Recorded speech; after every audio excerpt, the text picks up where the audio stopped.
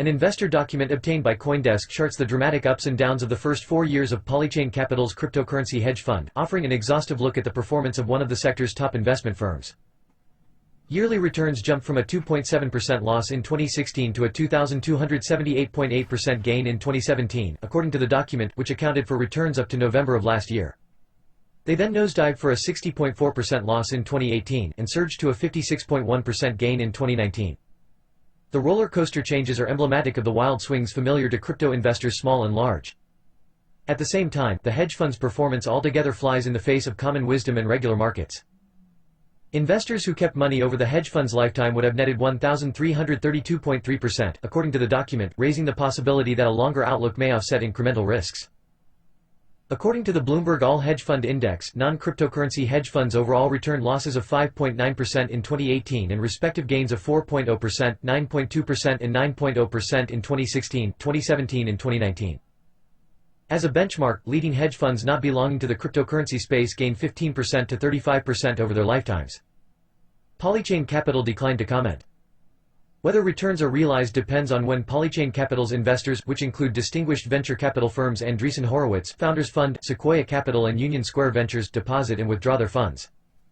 Polychain Capital's hedge fund lockup period is at least 6 months, a time horizon that yields wildly conflicting snapshots due to monthly volatility and spells danger for short-term investors who run on lower liquidity.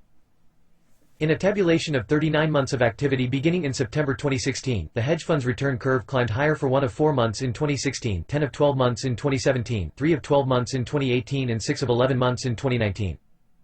While 20 months saw gains, 19 months saw downturns. On average, returns dropped 3.3% on a monthly basis, according to the document. Negatively moving months were clustered in the last quarter of every year, and appeared in the first 2 quarters of 2018 and 2019.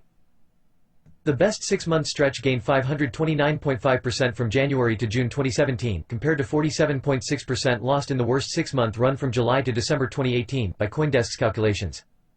Token deals. Matt Perona, Polychain Capital's COO and CFO, is the former chief financial officer of Criterion Capital, a shuttered equity hedge fund that owned deprecated social media site Bebo. Ex-Tiger Legatus hedge fund COO Joe Egan is Polychain Capital's president. Olaf Carlson-Wee, Polychain Capital's chief investment officer, founded the cryptocurrency investment firm in 2016. The hedge fund is Polychain Capital's first fund and invests in parallel with a venture capital arm. Polychain Capital started raising $200 million for a second venture fund this year.